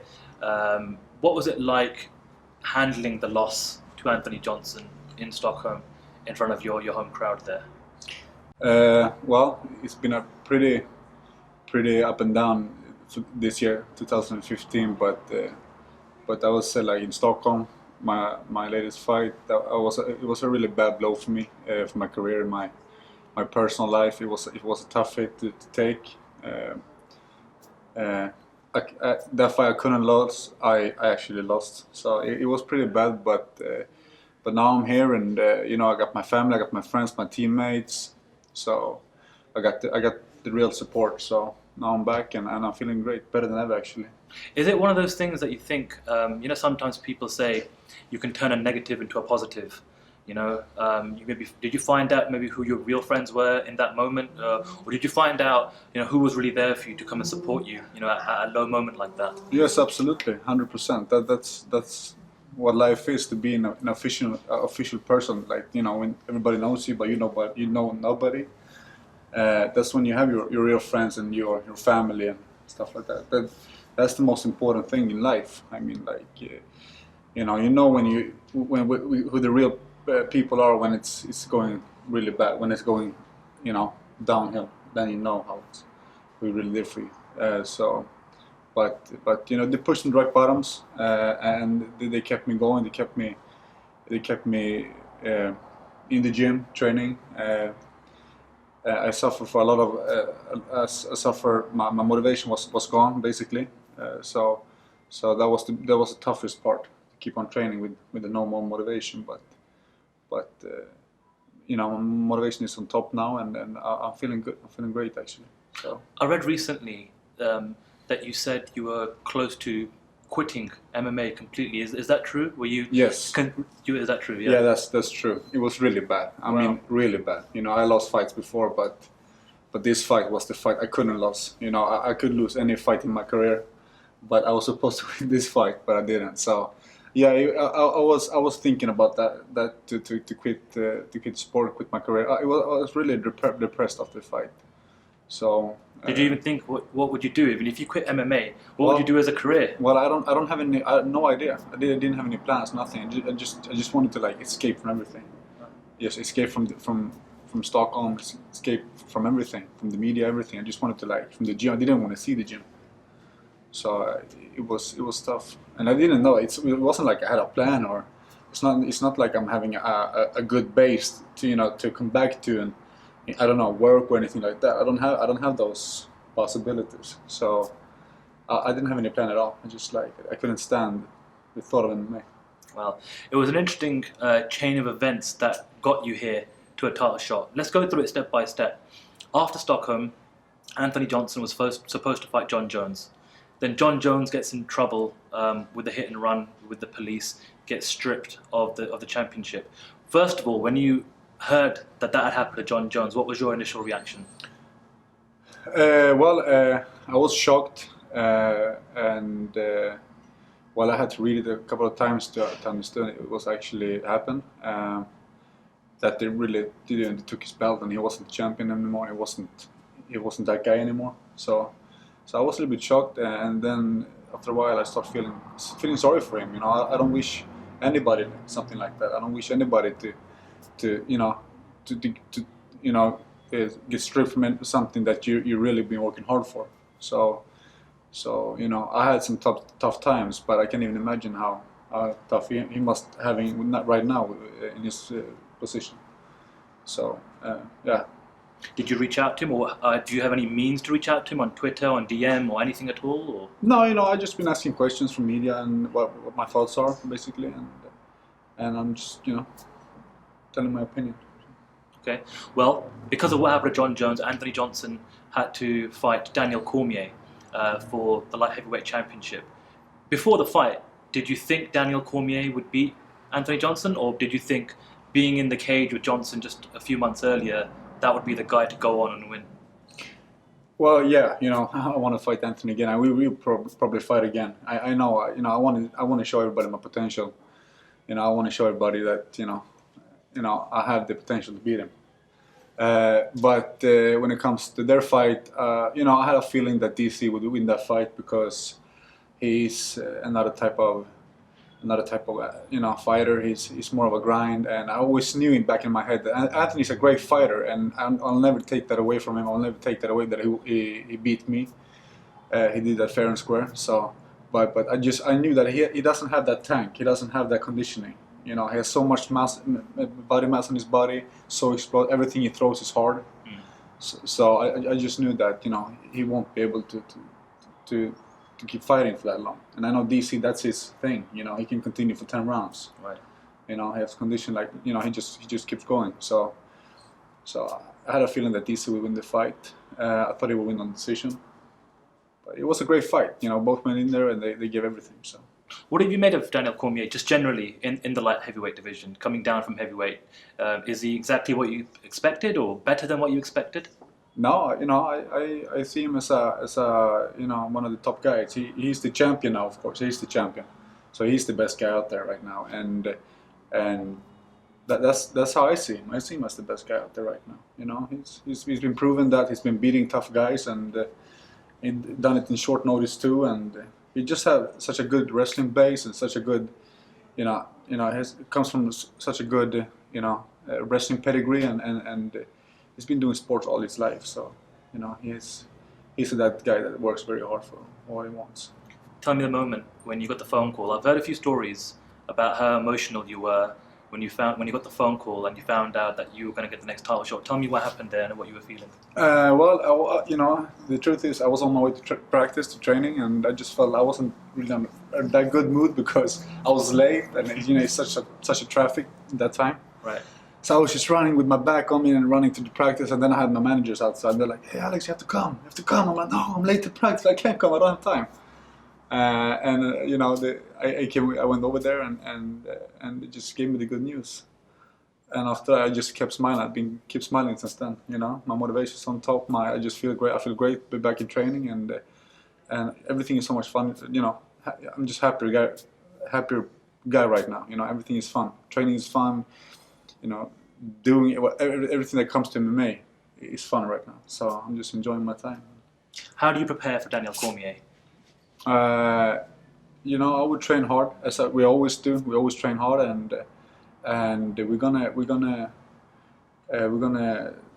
get some guys in that can simulate DC very good, and I'll pretty much work on my takedown defense and be fast and you know, be fast and use my precision. That's my pedigree, and that's what I have to come back to. You know, I have to go back to my basics, and I talked to Andreas, to my coach, and that's all we're gonna do. Back to basics, work hard, and turn every stone we can in this camp. And I'm not gonna leave anything outside the cage. Win or loss, I'm gonna give everything I have in that fight.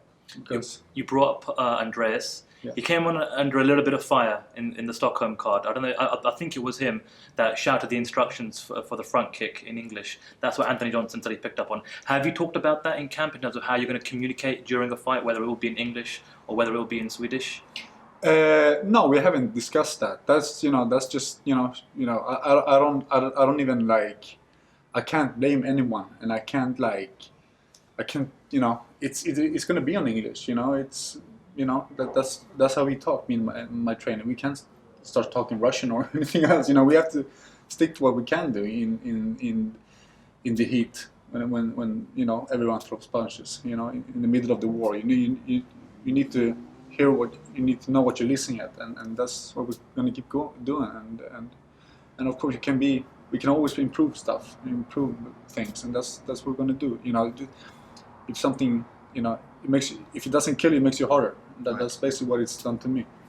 Were you surprised with some of the reaction from the fans and also media that you got the title shot, perhaps over some people thought Ryan Bader was more deserving? Were you surprised by that? Yeah, I was surprised in the beginning. I was a little bit shocked. I didn't see that coming at all. And now the UFC wants me to face DC, and I just see this as a second chance. I just see this as an opportunity for me, and I won't even go into why it happened or why I should fight him or anything like that. I'm just enjoying my type, and I just enjoying my time, and I just know that I got a second chance, and I would do the best of it and show everybody that I can be the best guy in the world. I mean, I don't blame you. I don't think anyone can blame you because it's not your decision. The UFC called you for the title. You're not going to say no to a title shot at the end of the day, are you? No, of course not. No, exactly.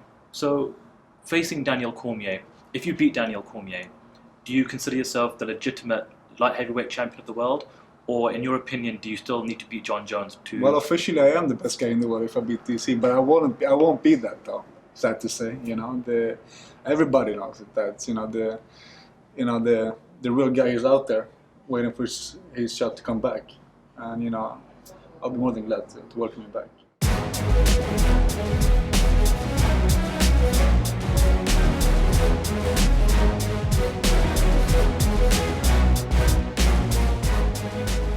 All right, well, that was our boy Sandhu in action over there. Abby was recording as well, so that is the dynamic duo over there, putting in work alongside Matt Erickson in Berlin, Germany. So hopefully you enjoyed that.